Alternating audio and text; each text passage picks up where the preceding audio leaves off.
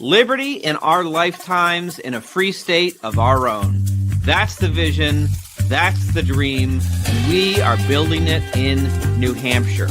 I'm Eric Brakey, your host and renegade statesman for the Porcupine Report. Welcome to your source for porcupine news and free-range conversation on matters of liberty. All right, let's hop into the show.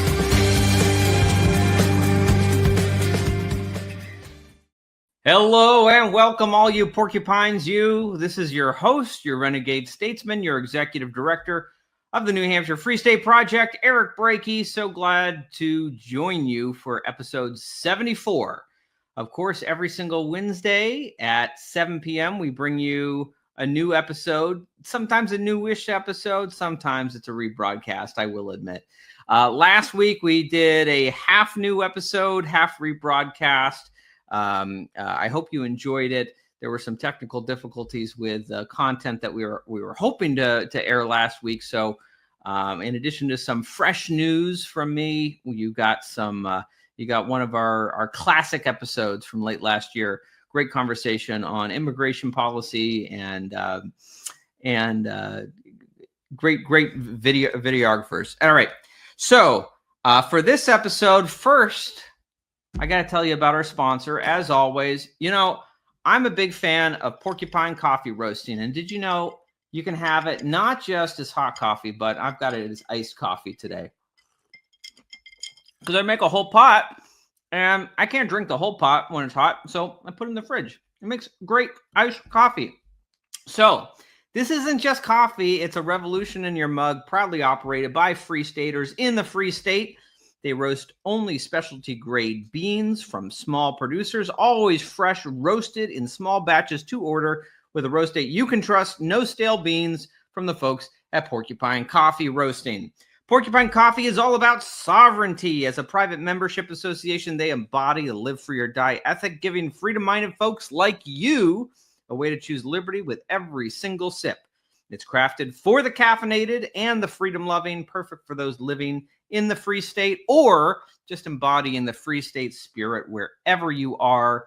They ship around the country. And here's the deal. You can use code PORCREPORT for 15% off your order of individual products at porcupinecoffeeroasting.com.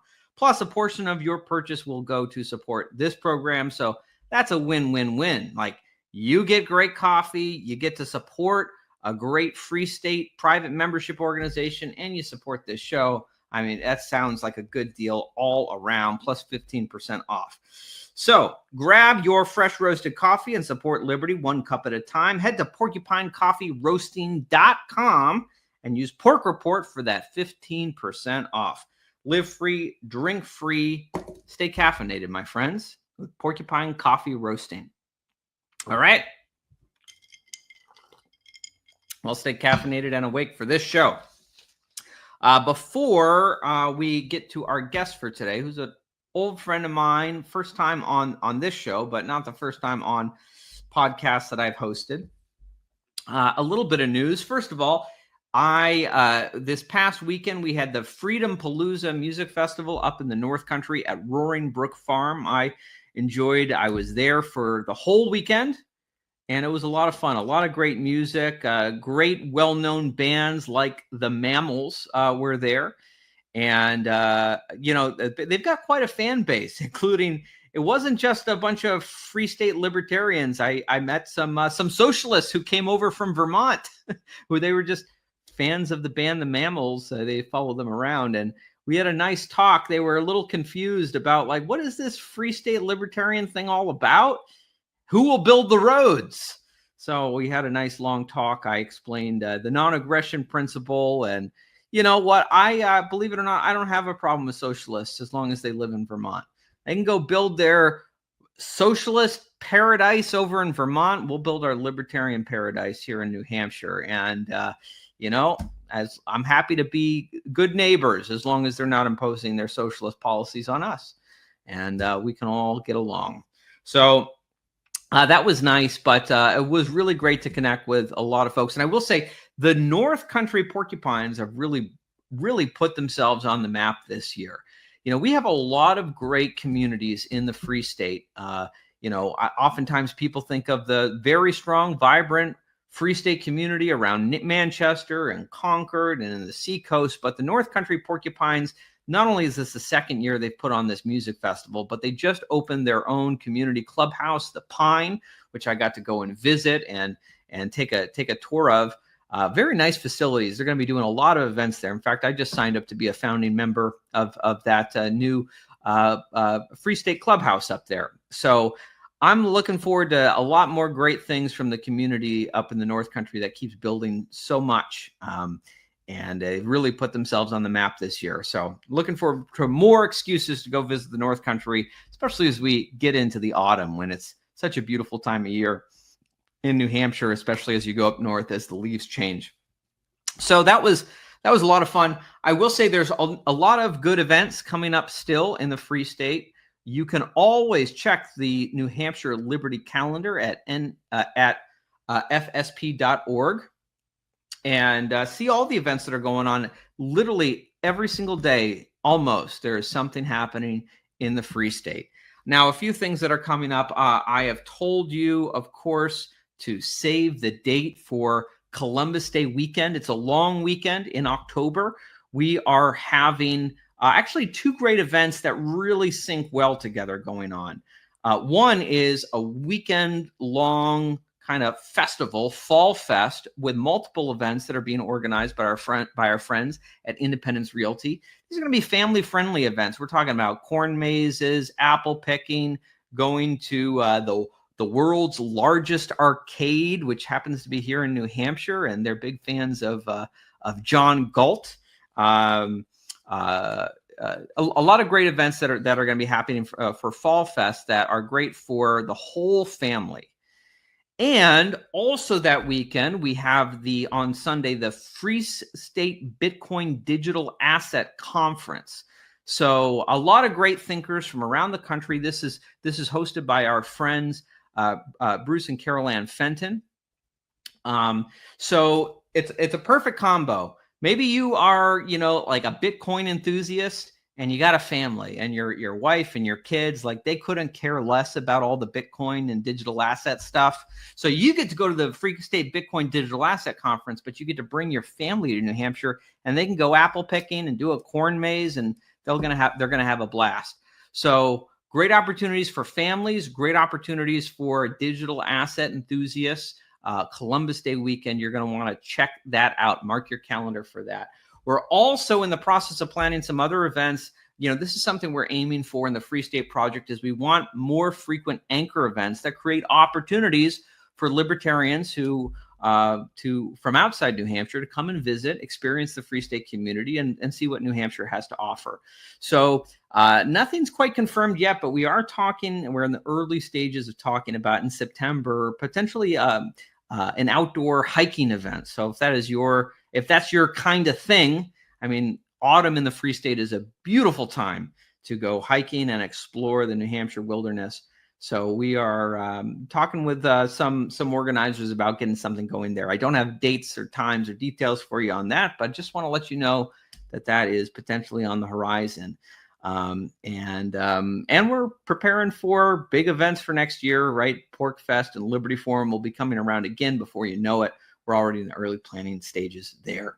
So thank you to everyone who came out to our events so far this year. Look forward to seeing you at more. And if you haven't had a chance to come out, there's always more ahead. So come on out, join us. All right. And of course, I will mention it's coming up real soon. We're almost in August, and August 9th, many of us in the Free State are traveling down to Lake Jackson, Texas to go to Ron Paul's 90th birthday barbecue.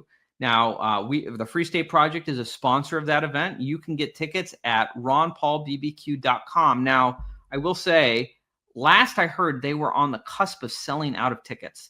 I don't know if they still have them available or not. If you've been waiting, you should go to ronpaulbbq.com right now because this might be your last chance. Grab a ticket. If any still remain, grab a ticket while you can. The Free State movement will be well represented. And it'll be a great opportunity to invite more folks out to come back and join us in New Hampshire for events coming up in the future, just like I invited you. And I will say, in the news today, I thought there was some very good news. This is from the New Hampshire Journal.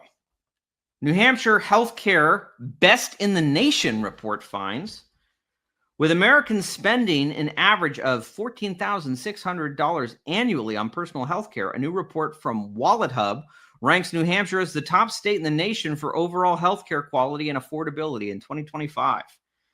The personal finance website evaluated all 50 states and the District of Columbia using 44 key metrics, including average insurance premiums, access to care, and health outcomes.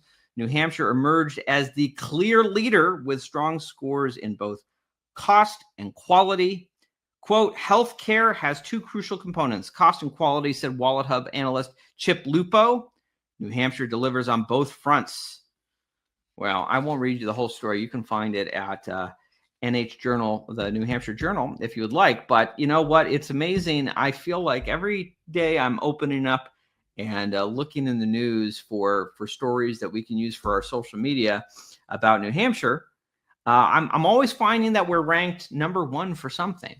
I just want to read you a quick short list of some of the things that New Hampshire has been ranked number one on in just the course of the last year.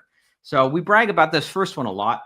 Number one best state for freedom. Of course, that's the Freedom in the 50 States Index. We are number one. We're very proud of it. I will say this past weekend, New York State celebrated a birthday. They are, of course, number 50, the Empire State. They earned their title. They have been ranked number 50 for freedom in America for every single year this millennium.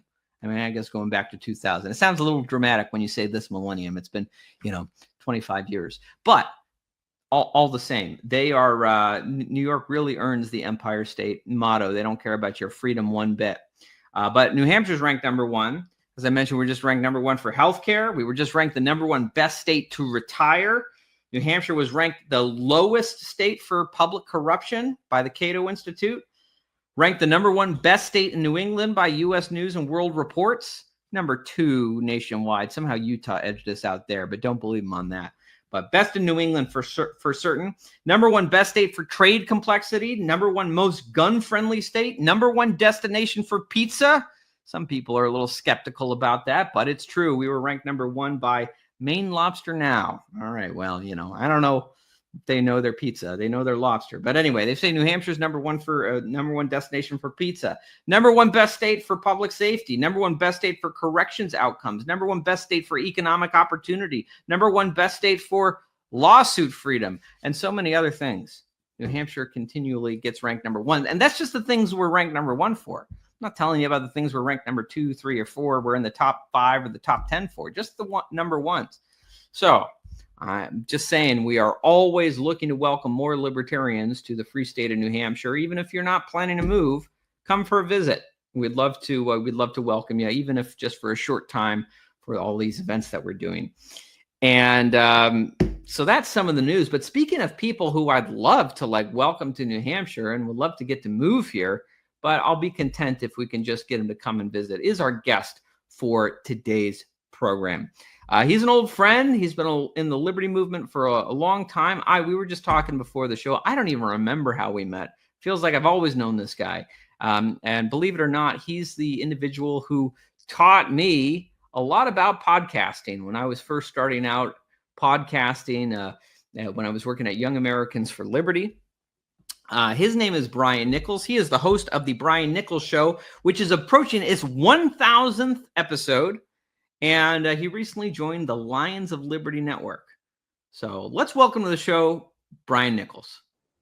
What's up, Eric Breaking? You know what's funny is that when I was off air, I actually went into the archives. We had you on the show back in October of 2021 for the first time, and you were talking about why millennials get a bad rap. So there you go. I wonder if I still stand by that. Maybe millennials have fallen in my estimation since then. But no, actually, man, is the theater kids in us? Yeah. Theater kids get a bad rap. Everyone's talking about all these leftists and politics. Like, these are just theater kids who grew up. And I'm just I'll watch. I'll just pretend I'm not the same thing. At least we know what liberty is all about. Brian, right. You're approaching 1,000 episodes. Congratulations on that. As we were going into this, I honestly have no idea what this conversation is going to be about, what we're going to talk about. It's just two friends catching up. Brian, I guess to introduce yourself to like an audience that maybe hasn't met you before, or isn't familiar with your show. How did you get into the liberty movement, and how did you get into podcasting to the point where you have 1,000 episodes? Yeah, let's go way back, I guess. Like, I think when most people have their liberty story kind of begin, it's usually like your early 20s, somewhere in there. And for me, I was in college. I was the Young Republicans president for my college Republicans at my campus for 2 years at that point. And I remember, were you as obnoxious as I was when I was just like a young Republican who, I don't know, maybe you were better than me. I just listened to a lot of Sean Hannity and Bill O'Reilly, and I regurgitated whatever they told me to think. Yeah, and that's pretty accurate, right? Like, I don't know. You just kind of grow up in that world, and that's your world. And it was like 2012 when I watched Mitt Romney lose, and I was like, "What happened? Why?" And I was late to the Ron Paul train. Like, I remember watching Ron Paul on the 2008 debate stage, bringing Rudy Giuliani to task about why 9/11 happened. And that was kind of like my first, that guy said something different. And then every Republican was like, Ron Paul's the Antichrist. And it was just like, I don't know, the groupthink for me at that point was a little like, oh, okay. Yeah. Like, I followed I'm just like, whatever. Tribe too back then. Yeah. It was, I just learned how to drive for crying out loud. Right. Like, I didn't know what I didn't know. And I go to college and I'm just like, maybe this whole like approach that the Republicans are taking, it's not working. Why? And I much like most folks, kind of just like started digging and trying to find something different. And I found Rand Paul, believe it or not. He was kind of like my gateway drug. Started, being a big fan of Rand Paul back when he was well, he still is obviously in the U.S. Senate, but when he just started in the U.S. Senate, part of that Tea Party wave, and just started to fall much more in love with the ideas versus just the whole, like, the partisan group kind of thing. And, that fast forwards to 2015, I actually worked on Austin Peterson's presidential campaign when he was running for president there as a libertarian. It was him, John McAfee, and then eventually Gary Johnson. And I wrote for Austin's website, The Libertarian Republic, did that for a year and a half, 2 years. And that was when the whole podcasting thing started. Back when I was in college, I used to do radio. I actually did like top 40 radio when I was on campus. But I was like, podcasting, it's like radio, but I get to talk about politics and people actually listen anywhere, anytime. Yeah, let's do it. So my buddy Cody Fairfield and I, we started a show together, and it was Around the Republic, and we would just talk about whatever was going on in the world, right? And then I think it was like 2017, I started getting way more into the world of libertarianism, started listening to all the podcasts, Lions of Liberty, Tom Woods, Dave Smith, and actually We Are Libertarians. They were one of the top ones as well, Chris Spangle and his group, and they're based out in Indiana. I started to fall in love with, their very like funny, just friendly type of approach to being very accessible for liberty. And this is a time when Donald Trump was all brand new to us, and we were still trying to figure out this whole thing that is Donald Trump. And I did a few episodes where I would call in and be like a recurring guest. And it actually turned into, in 2018, getting the opportunity to join We Are Libertarians as one of their shows as they were growing the network. So I was one of, I think, 9 shows at the time. And by the time I left We Are Libertarians in 2022, I was one of, I think, 2 or 3 that were left. So, I was one of the mainstayers, and I got to meet literally hundreds of amazing folks across the liberty movement. I would have interviews where we would sit down, talk with folks about why it was great to be a libertarian, and, let's talk about the libertarianism of libertarianism. And it was just like one of those things where I found myself kind of doing the same thing everybody else was. And I said, well, there's got to be a different approach I can take. And as my day job, I'm in the sales in the sales and entrepreneurship world. So I started to take a much different approach to saying, it's one thing to say we love libertarianism, we love, liberty, all that fun stuff. And I hope we all do. But how do we sell our ideas? Like, how do we actually take what we believe and promote those to a public that is either completely ambivalent to libertarianism, or they're just so focused on their day-to-day stuff that they just don't care, right? They're focusing on the literal meat and potato issues that impact them. It's, the cost of goods, your cost of living, going to the grocery store, mom and dad's looking at the grocery bill saying, what? So I turned the show around in 2019, made it all about selling liberty. Had a couple iterations of the show thereafter. And to your point, joined Lions of Liberty here back 3-4 months ago. And it's been great, man. And yeah, we're approaching episode 1000. I still can't believe it. It came really fast. And yeah, we're having a lot of fun, man. A lot of fun. Awesome. Well, let me ask you, you say, you focus on how to sell liberty. I guess I got to ask you for the secrets, because I think in the Free State movement, we've kind of built our model off of the idea that, people have been trying to sell libertarianism for a long time. And certainly some people get it and wake up like you and I did. But the vast majority of people, they don't care. They don't care about liberty. They want to use the state to tell people how to live. They don't want to be told how to live themselves, but they definitely want to use the state to tell other people how to live.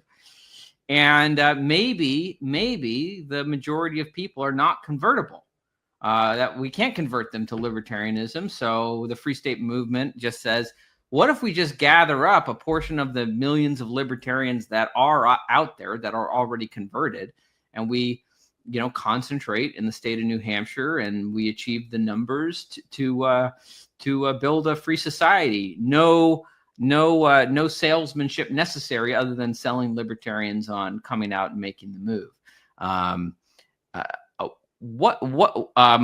I guess, first of all, how do you approach kind of selling liberty to someone who maybe isn't on board?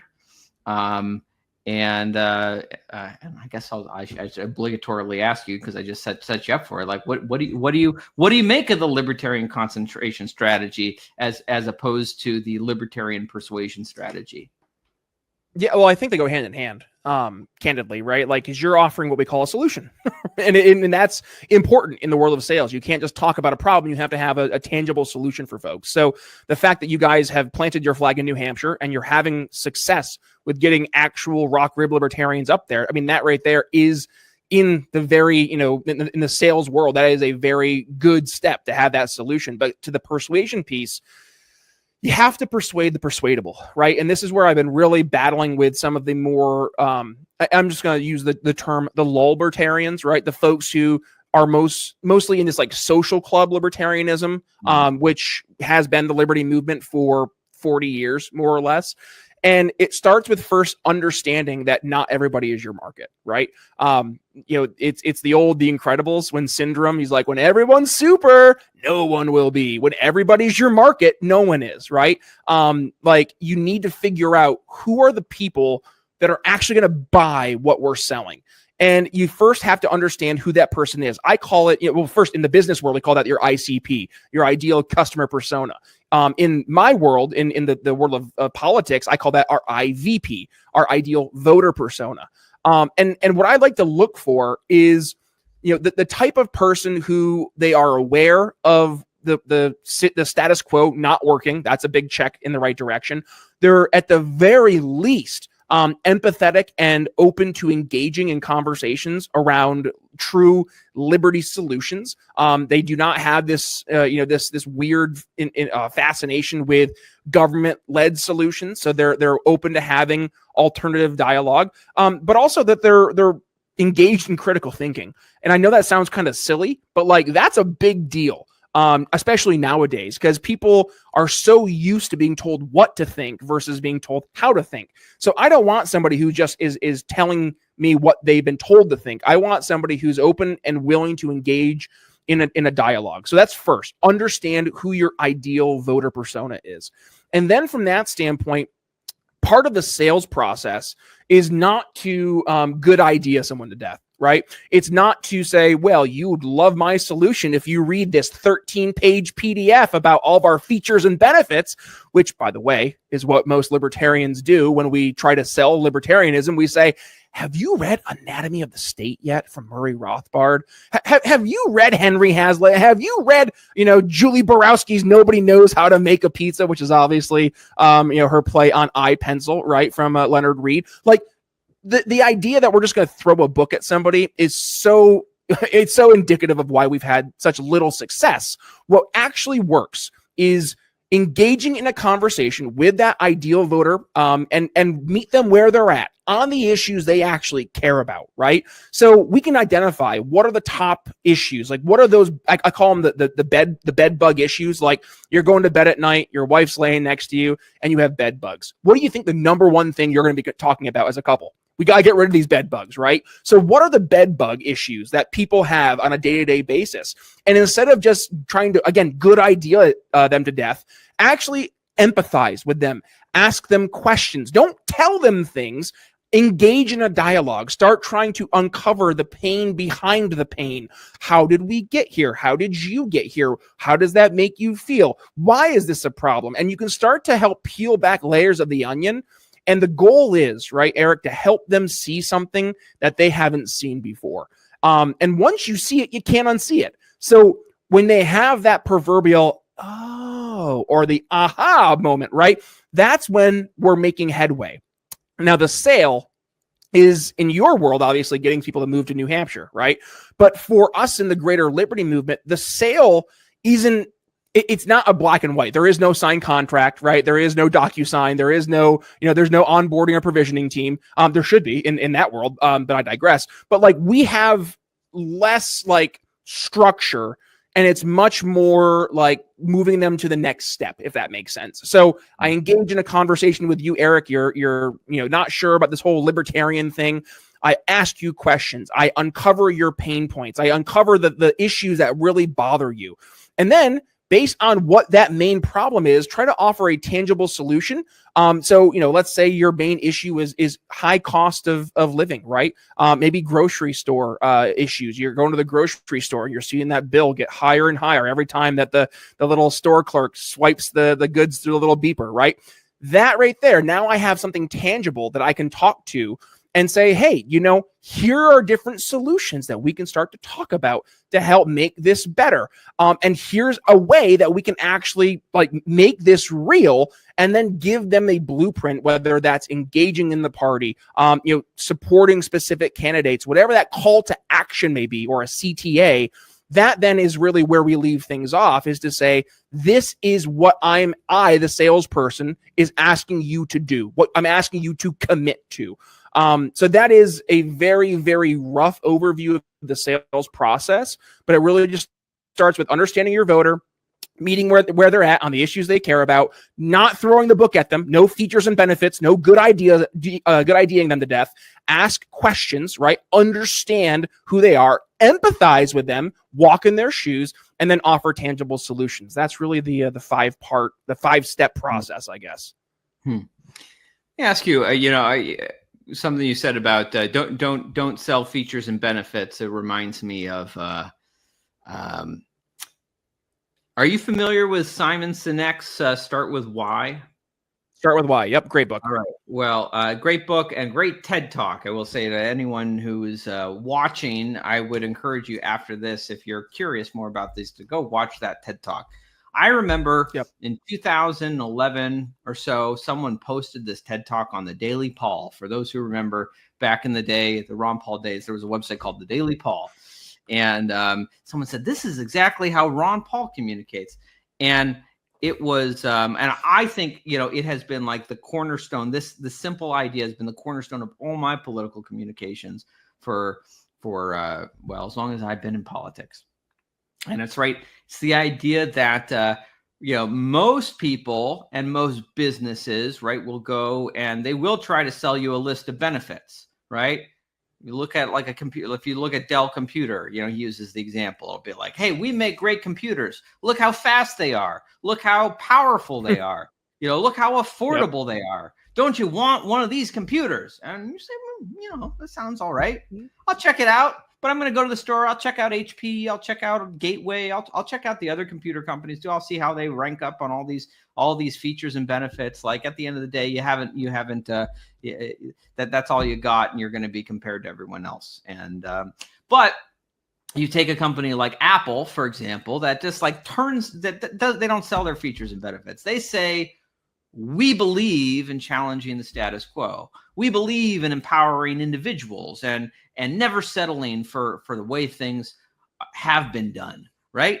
And people say, ooh, and then they go and they say, and we just happen to make computers. Wouldn't you like to buy one? And people would line up, out the door days ahead of time to be the first person to get one of those Apple computers in a way that Dell or Gateway or HP never gets an audience like that. And it's because rather than starting with the how and the benefits and here's Mitt Romney and his 5-point plan, right? It's speaking to a shared binder full of women. Right.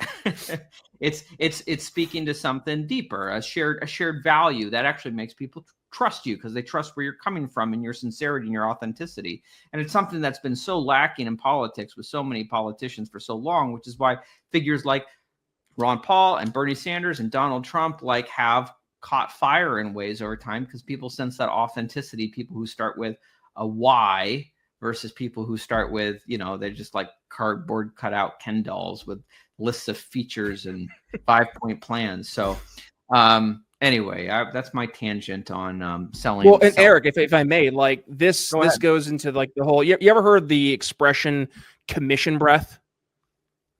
No, tell me. No, what does that mean?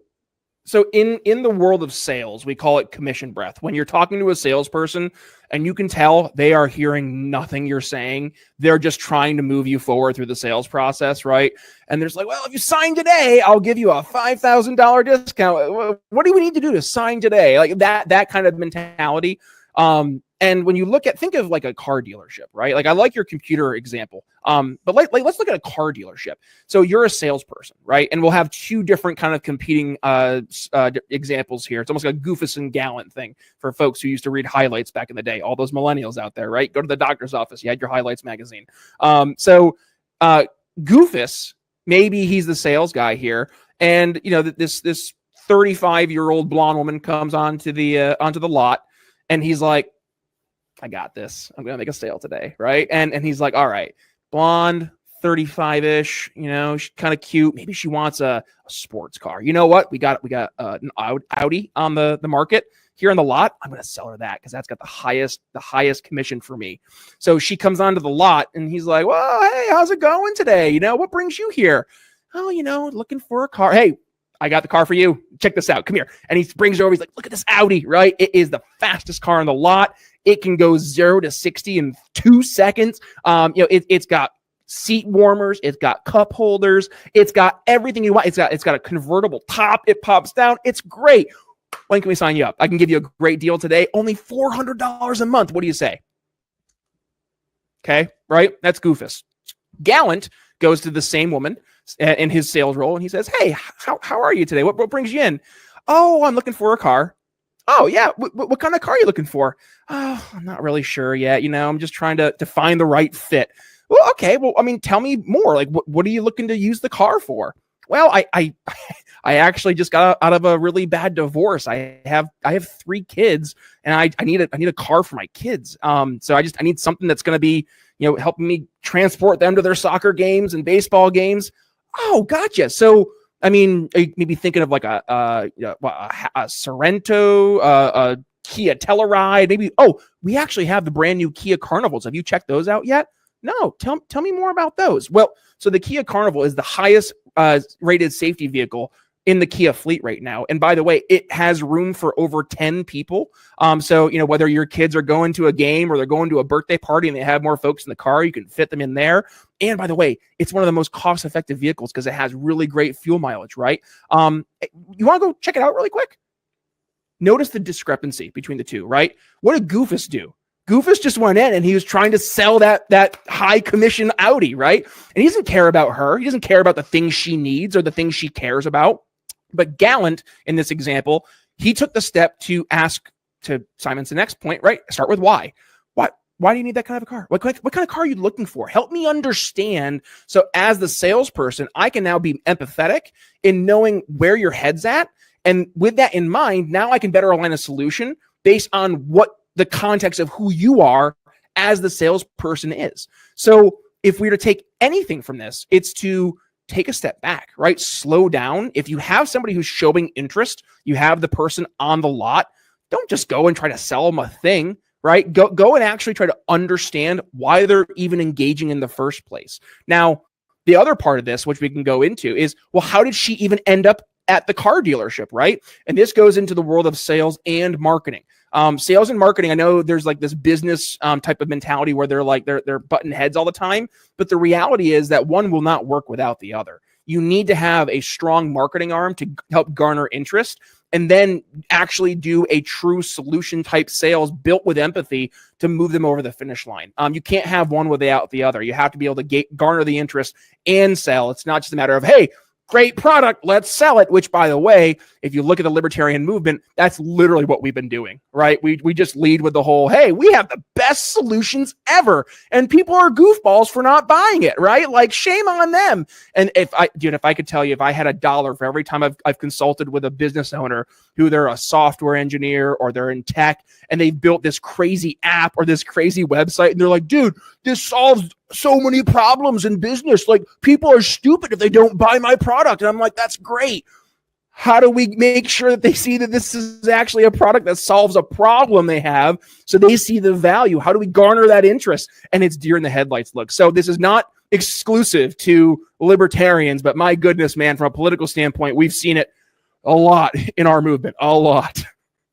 Well, we certainly, I think libertarians, we tend to be very logic oriented, which can sometimes come with a deficit of kind of empathy oriented communications with people.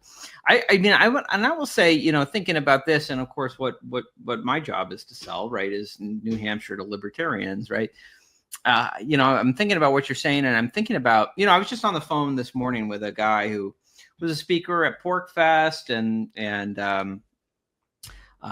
anyway, great experience. And I asked him, said, hey, you and your wife, like, have you guys thought about New Hampshire? Are you guys pretty like anchored where you are? And it turns out that, that he's kind of anchored where he is. He likes where he is. He's not looking to move. And I figured, that's fine. But he felt like he had to apologize, like, oh, it's oh, I hate turning you down, or it's like, no, that's fine. I'll be honest. One thing that kind of turned me off a little bit before I joined the Free State Project was, I've been in Maine doing politics for 12 years, state senate and federal runs and Ron Paul campaign and all of that. And I would come over to Porcfest and I would see people who were just like, they always tried to make the hard sell. Like, they were so hard sells. It's like, if you don't move to New Hampshire, you aren't a real libertarian. Anything you're doing for the liberty movement, not New Hampshire, is like worthless. And you're like, unless you move to New Hampshire, it's like your whole life is nothing. Nothing you do matters at all. It's like, well, all right, that's I don't know that that's the most effective sales pitch. First of all, I don't think it's true. I don't think that like Javier Milei doesn't need to move to New Hampshire. I think he's doing pretty good work where he is. We'll give him a pass. Like, he can be president of Argentina. I think he's probably doing more good for the liberty movement being president of Argentina than if he just moved to New Hampshire. But maybe when he's done and he wants to retire and have a summer home, he should come to New Hampshire. We would love to have him at Porcfest. But but there is a lot that is that people are looking for, and I find that and I guess we're thinking now we just got to get more people up here to just kind of see the community scenes believing, and for people who need that, who need to be kind of in community with people who share their values.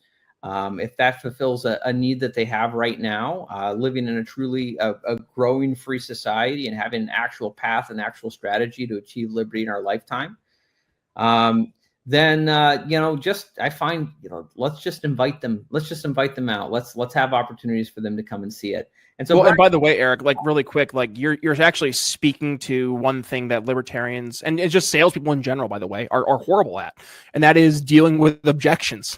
right? Now one of my sales mentors, Victor Antonio, he does teach this. It's called, instead of overcoming objections, right, which would be, well, Eric, I would, but it's just New Hampshire's so far away, right? Is instead of responding to that objection, meaning you actually let the potential customer or prospect in this case verbalize their concern, is to think of, like, based on the persona, what are the most frequent objections we hear, and try to block them, right? So this is blocking objections. So instead of responding to that, you could start it out by saying, and listen, we hear from a lot of folks who are like, dude, this New Hampshire is just so far away, right? It's just so up in the middle of nowhere, up in northern the northern part of the United States. Like, I don't even know if it's worth it. And what we found was, once they got up here, not only did they feel so much more at home because they were in a like real community, but they actually like started to really embrace the being kind of in their own area, because sometimes all of a sudden all the big issues nationally just started to become a little bit less significant. Because it doesn't really impact them, right? So the difference being not having to necessarily respond to the objection while it pops up, but rather understanding, hey, these are the things people are going to be, tossing at us for issues, right?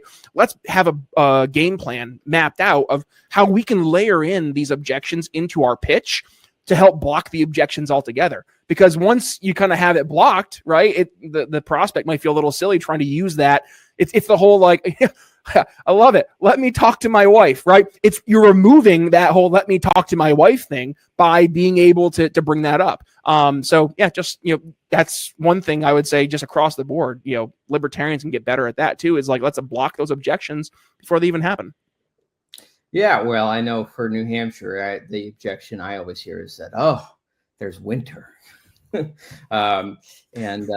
I think it's worth reminding folks, especially those in California who really enjoy, like, hey, it's like summer year round or what have you. When the water wars break out, you're going to have some trouble.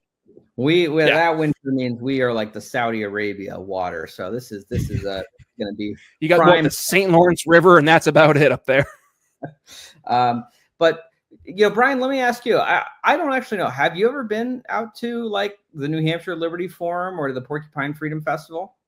Every time it happens, like last year, I was literally traveling for 4 work events in a row.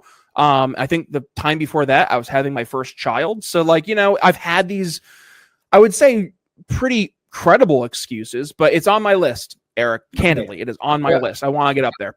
Well, I'm going to tell you right now, to mark your calendar, Brian, this is specifically for you, but anyone who's listening and wants to mark their calendar too can do this. The 2026 New Hampshire Liberty Forum will be here before we know it. It's going to be March 5th, 6th, and 7th, 2026. Same place we had it this past year, Grapponi Conference Center in Concord. And Brian, I will tell you after the show. I'm not ready to announce it yet to everyone else. But I think we might have a really awesome keynote speaker. You got Elon?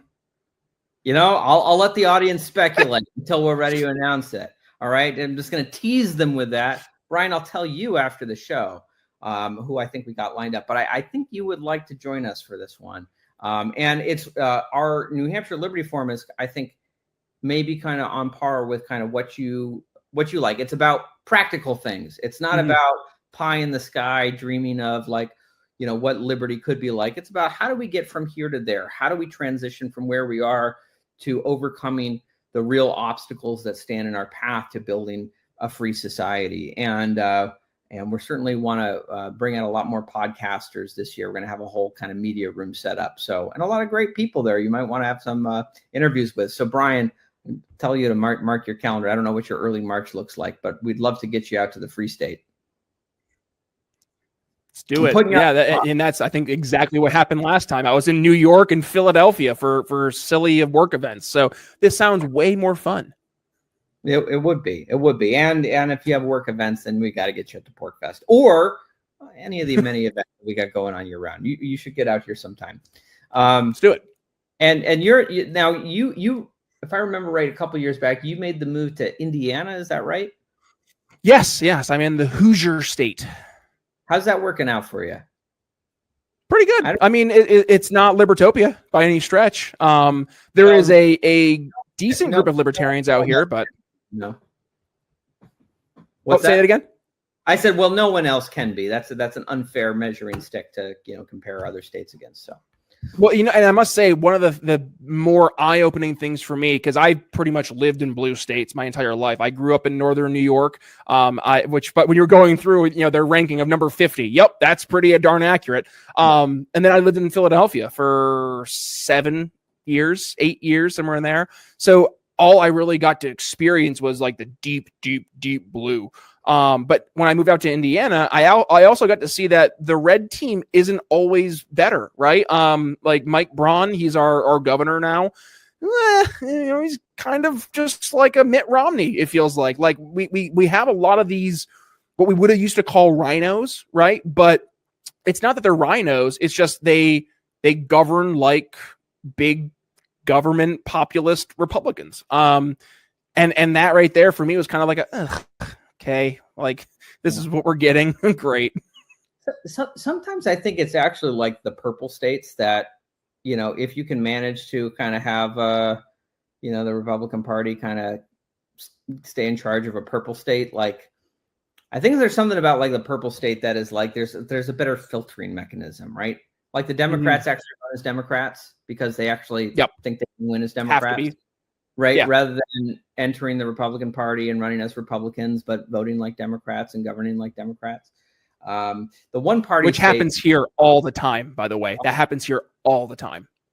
Yeah, absolutely. And I find there's something. So I don't know. At least in New Hampshire, it's and maybe it's also like the purple state like aspect. Like there's a gradual more of a gradual turnover, kind of the neoconservatives who ran the party in the Bush administration are not to the same degree still running the party that they might be in other states where it's single party rule and there's no natural mechanism to get these people out of there like competitive races do over time. So I know that in New Hampshire it's been great, like so many opportunities for libertarians to kind of filter their way into the system over time, and now basically running a lot of the Republican Party.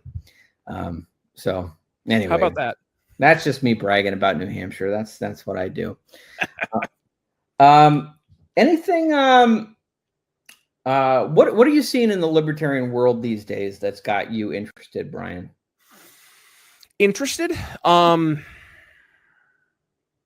I mean, obviously, besides the Free State Project, which is the most interesting thing on the block, of course. Of course, yeah, no, absolutely. I might take this a different direction than you're expecting, but I am very interested in where the greater libertarian, like the overarching libertarian party, is going to be in like 10 years, because we've seen over the past like 3 years or so, there was a big flood of more like common sense folks into the libertarian party.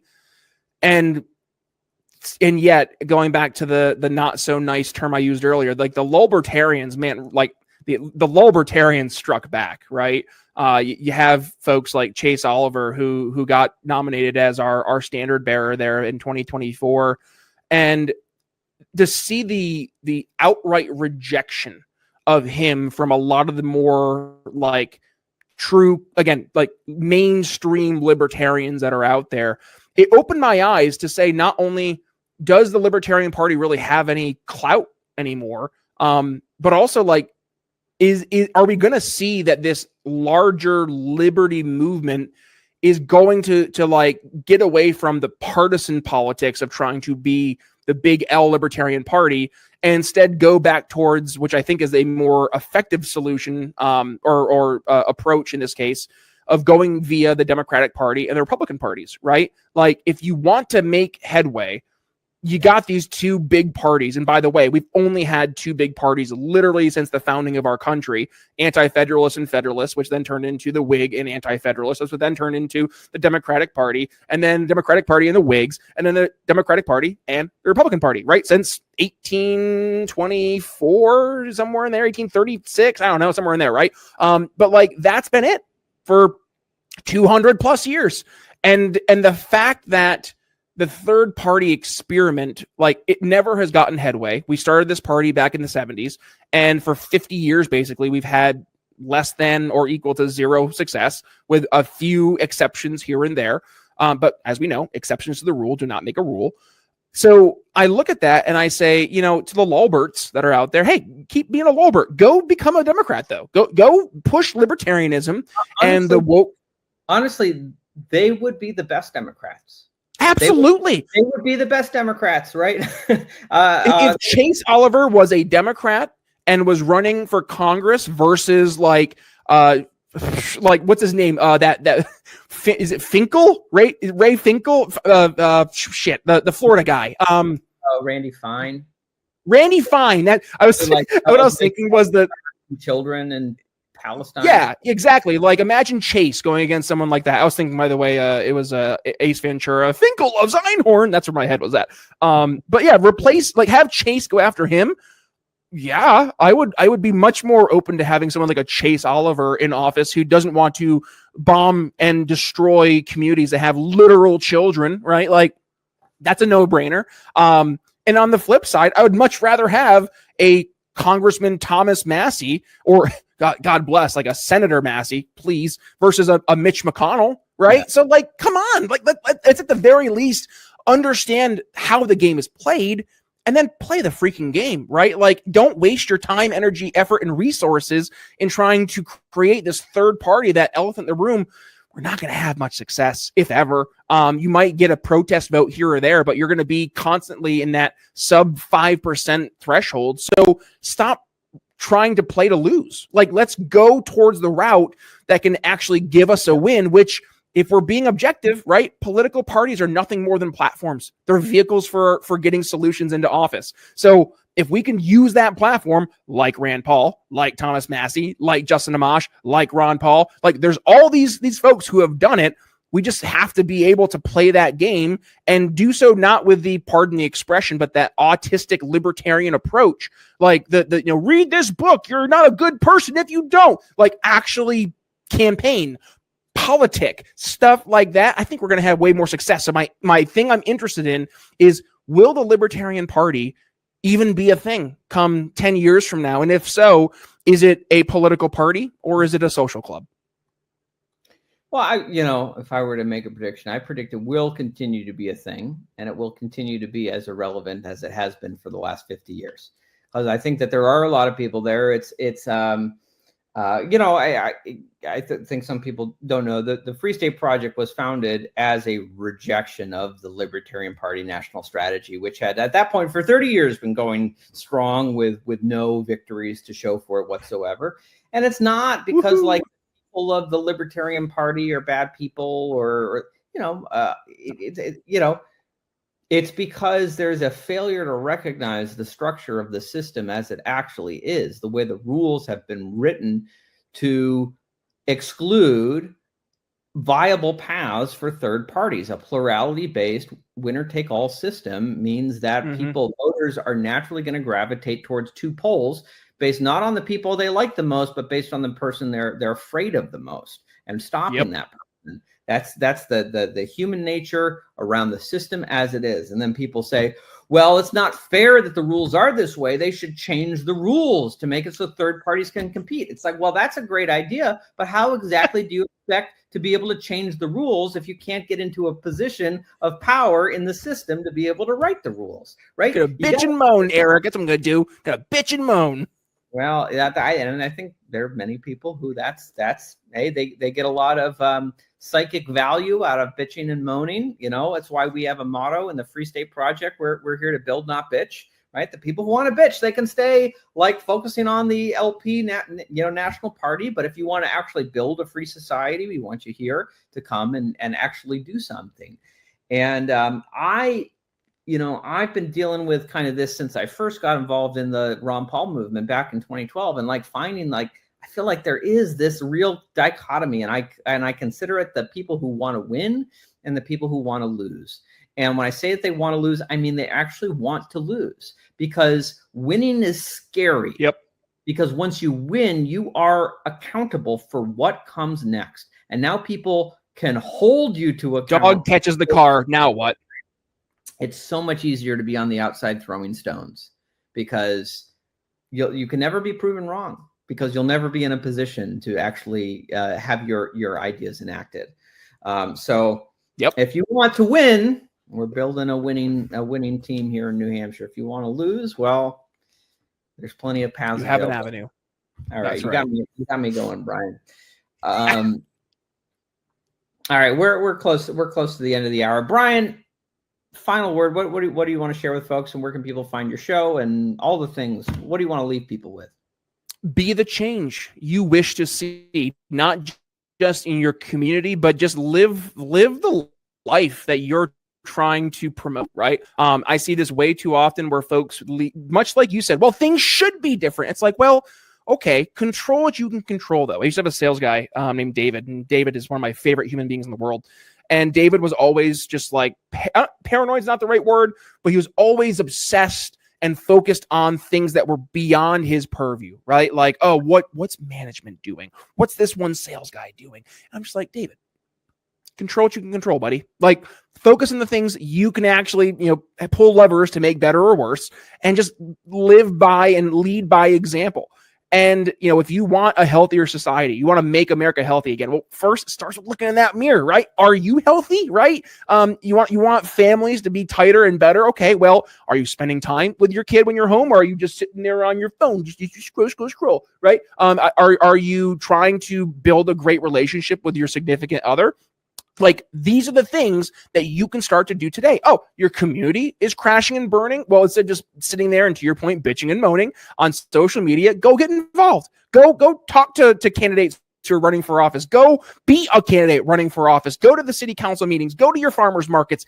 Get involved. Go to those orgs like the Moose Lodge and the Elks Lodge. Like, the little things that you feel are just little things actually are really big things. And again, at the end of the day, like, we only have so much bandwidth as human beings.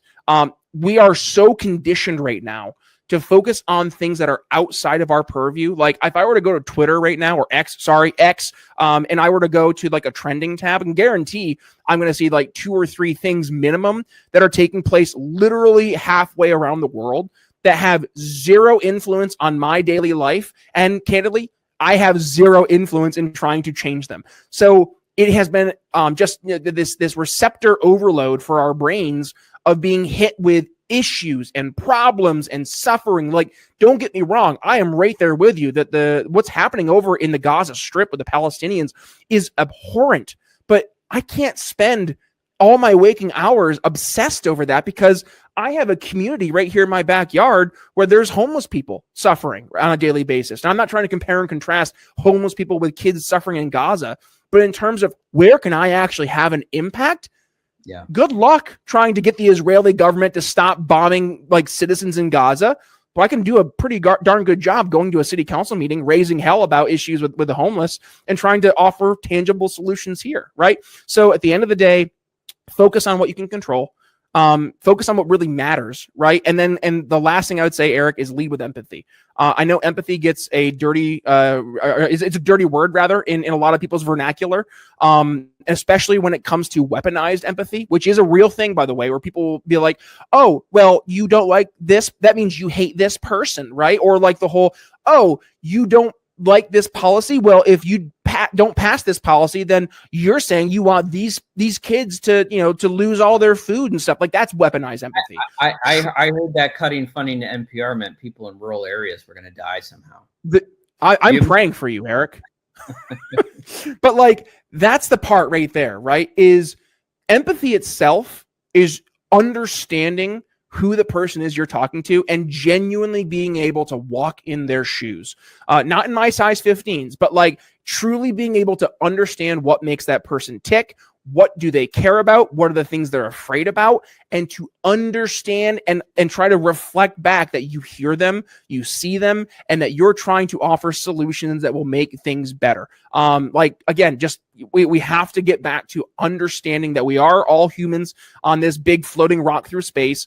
We have to figure out ways to work together. And if there's areas that we can't, that's fine. Just shake hands and say, hey, y'all go do your thing in Commutopia. I'm going to go up here and support folks at the FSP. Like, that's an okay alternative solution. So at the end of the day, folks, if you want to go ahead and listen to me ramble more, to Eric's point, episode 1000 is coming out here on Thursday, the 31st. 31st, or is that the first? Yeah, 31st. So 31st of July, episode 1000 of the Brian Nichols Show. I'm actually going to be changing the show a little bit after that, where instead of 3 episodes per week on the Brian Nichols Show, it's going to be 3 individual shows. So the Brian Nichols Show is still going to happen every Thursday. And then on Mondays, it's going to be a new show called The Wellness Fix, all focused on health, wellness, kind of digging into my personal story of when I used to weigh 385 pounds and lost a crap ton of weight just doing, diet and exercise. So that's going to be our Monday show. And then our Friday show is going to be the Sales to Success show, which is all focused on business, entrepreneurship, how to sell stuff, right? And both of those 2 shows literally completely outside of the world of politics. I wanted to have something that was accessible for anybody who's just looking for those types of solutions, but they are all still part of the greater Brian Nichols Show family. So yeah, that's where things are going for the show. And then as for me, X, Instagram, Facebook at B Nichols Liberty. You can find the show wherever it is you consume podcasts. We go live every Monday, Thursday, and Friday at 9 p.m. Eastern. Eric Brakey, it's good to talk to you again, buddy. I missed you. Yeah, it's been far too long, Brian. I hope that it won't be so long until we talk again, and maybe we'll even. Are you going down to the Ron Paul barbecue for his 90th birthday? Will I see you there? No, I couldn't. I wish I could. I'm going to be sending my regards though. So I signed up that little card. Yeah, well, Rand Paul put out Ron's address. It's like P.O. Box 1776. Cool P.O. Box number. Of course. Jackson. So anyone can send him a birthday card. If I had thought about it, I would have had the full address available for folks. But, if folks want to find that address, it is in our most recent newsletter, which is available at fsp.org. And while you're there, you should sign up for the newsletter. So you get newsletter I was going to say handwritten. It's not handwritten. It's typed out. But by me every single week. And if you were handwriting those every single one, Eric, my goodness, you'd be like Quagmire in that one episode of Family Guy where he's got one arm jacked after he figures out that there are certain videos you can access online. I don't know how you handwrite an email, but I'll work on it. E-fax. You write the email, you take a picture, you e-fax. Brian, I hope we see you someday in the Free State. Love to have you come out for a visit. For sure, buddy. Awesome. Thank you, Brian. All right, everyone, that's the show. I got to say, I was just thinking about something that Brian was just saying about what you can control and what you can't control. And I was just thinking, I love the Stoics, the Stoic philosophers. It's a philosophy that gave me a lot of help as I was navigating the state legislature and a lot of good advice for life. Know what you can control and know what you can't control. At the end of the day, the things you can control are very limited. It's really only 3 things. You can't control what happens in the world. You can't control what happens to you. You can't control other people. What you can control is you can control your perception of what happens, your attitude about what happens, and the decision that you make responding to what happens. And we can't control all the wars that are going on in the world. I mean, we can't control it. We can't. We alone do not have the power to stop the wars. We alone do not have the. We can't control all these external events, but there are things we can control about ourselves and our reactions. And one thing you can control is like getting involved with the Defend the Guard movement in your state, or moving to New Hampshire and help building the libertarian homeland. So I just think that's great advice. I want to echo what was said there. Know what you can control. Focus on what you control. That's how you make the difference. The Stoics believe that suffering comes from trying to control the things we can't control and failing to control the things that we can control. So it is within your power to control your perceptions, your attitudes, your decisions. And I hope that your perceptions and attitudes and your decisions lead you to coming to visit New Hampshire, checking out the Free State and what's being offered here. Like so many of our upcoming events, like Columbus Day weekend, long weekend, Fall Fest, the Free State Bitcoin Digital Asset Conference, and other events that are going on. That's one action, one decision you can make to do something tangible to advance liberty in your lifetime. Come and visit, maybe stay for a lifetime. All right, everyone, that's the show. Thank you so much for tuning in. Is there anything I want to remind people about? New Hampshire's ranked number 1 for a lot of things again. To those who will be at the Ron Paul birthday barbecue, August 9th, I'll look forward to seeing you there.